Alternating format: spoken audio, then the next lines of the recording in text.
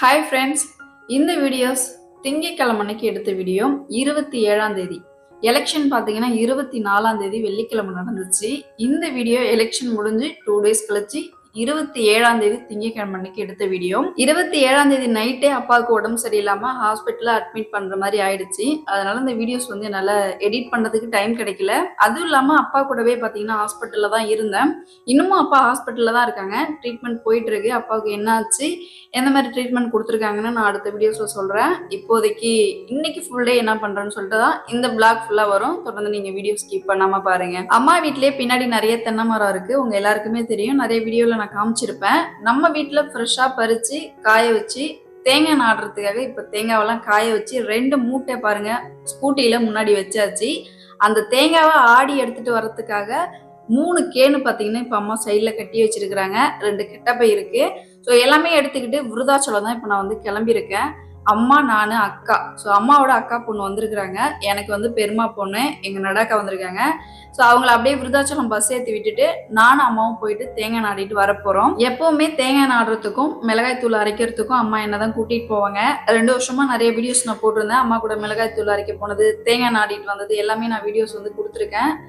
பழைய சப்ஸ்கிரைபர் எல்லாம் பார்த்துருப்பீங்க. ஸோ அதுக்கப்புறம் இன்னைக்கு தான் அம்மா கூட தேங்காய் நாடுறதுக்கு விருதாச்சலம் தான் போக போறேன். தேங்காய் நாடுறதுக்கு இப்போ நம்ம மில்லுக்கு வந்ததுமே 2 குளுக்கோஸ் பாக்கெட் வந்து வாங்கிட்டு வர சொல்லுவாங்க. அதோட ரேட் 25 ரூபா சம்திங் வரும். அதை சேர்த்து தான் தேங்காய் எண்ணெய் வந்து ஆடுவாங்க. இதுக்கப்புறம் லைவா வரும், நீங்க தொடர்ந்து ஸ்கிப் பண்ணாம பாருங்க. ஸோ எப்படி நாங்க தேங்காய் நாடுறோம்னு தெரியும்.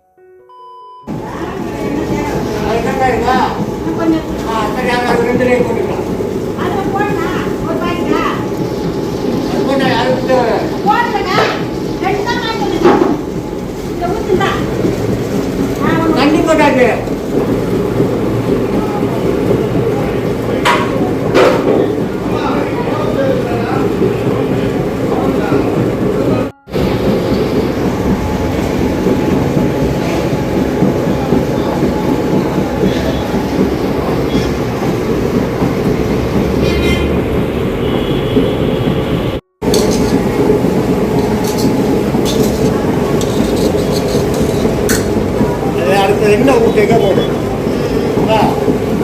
அடுத்தது என்ன சரசரம் அப்போ இருக்குன்னா பார்க்கலாம்.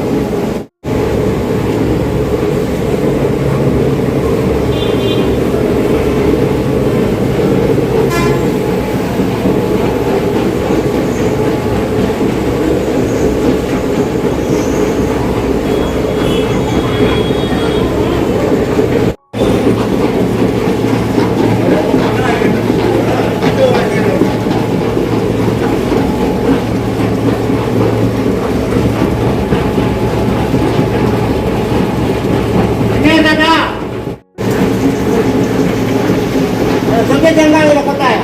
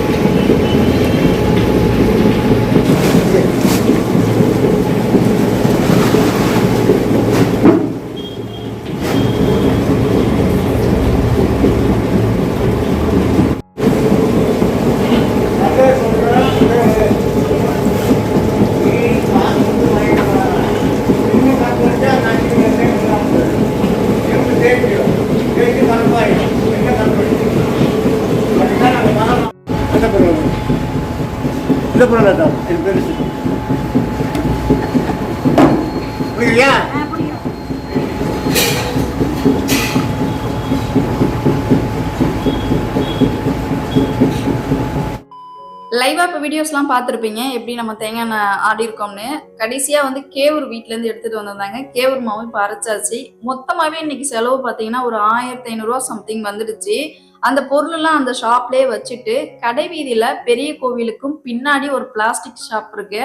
ஸோ இந்த கடைக்கு பிளாஸ்டிக் கூட எடுக்கிறதுக்காக தான் இப்போ நான் வந்திருக்கேன். 2 கூட எடுத்துக்கிட்டேன். சிதம்பரத்திலிருந்து நான் விருதாச்சலம் பிளாஸ்டிக் கடையில வந்து கூட எடுக்கிறேன்னா நீங்களே யோசிச்சு பாருங்க.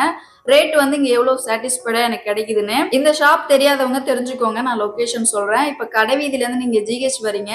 ஜிஹெச்ல இருந்து ஒரு ரோடு வருது பாருங்க. நம்ம கோர்ட்டுக்கு போற ரோடு. அந்த கோர்ட்டுக்கு போற ரோட்ல பாதியில கோபுரத்துக்கும் பின்னாடி தான் இருக்கு இந்த ஷாப்பு. தெரியாதவங்க வந்து விசிட் பண்ணி பாருங்க. பிளாஸ்டிக் பொருள் எல்லாமே சாட்டிஸ்ஃபைடான ரேட்டுக்கு கொடுக்குறாங்க. தாராளமா வந்து வாங்கிக்கோங்க. கடைவீதியில இருந்து கூட எல்லாம் எடுத்துக்கிட்டு இப்போ நம்ம பாலக்கரைக்கே வந்தாச்சு. பாலக்கரையில தான் நம்ம வந்து தேங்காய் எண்ணெய் ஆடணும்.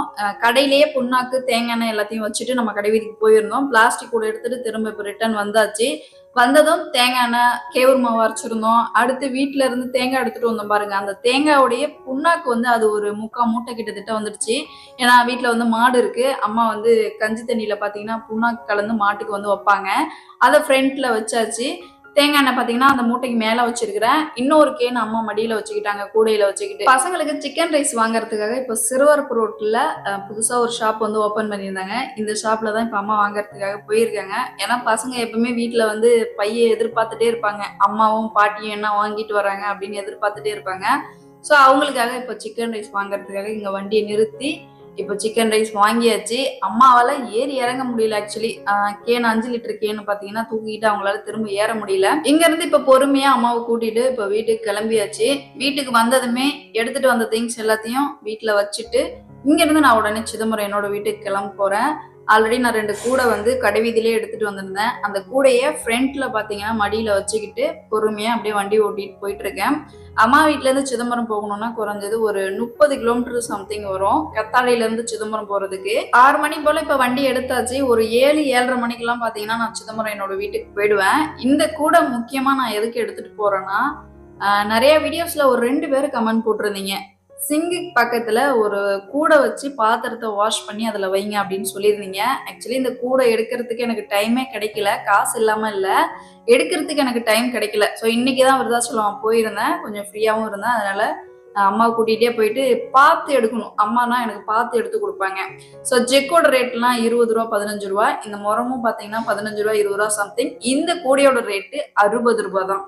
சிதம்பரத்துல நான் விசாரிக்கும் போது 150 ரூபா சொல்றாங்க. அடுத்து இந்த கூட பாத்தீங்கன்னா இது 100 ரூபாய். இதோட ரேட்டும் 150 ரூபா சம்திங் சொல்றாங்க. ஸோ இந்த மாதிரி நம்ம பிளாஸ்டிக் கடைகளை போயிட்டு ஹோல்சேலா எடுக்கும்போது ரேட் வந்து நமக்கு சாட்டிஸ்ஃபைடா கொடுப்பாங்க. அதனால ஹோல்சேல் கடையில போயிட்டு எடுங்க. நான் சிதம்பரத்துல இருந்து விருதாச்சலம் பிளாஸ்டிக் ஹோல்சேல் கடையில எடுக்கிறேன்னா நமக்கு கொஞ்சம் அங்க நார்மல் பிரைஸ்ல கொடுக்குறாங்க. அதனாலதான் நாங்க எடுக்கிறேன். ஸோ எடுத்துட்டு வந்ததும் பாருங்க, 2 கூடையில பாத்திரத்தெல்லாம் அழகா அடுக்கி வச்சிருக்கேன்.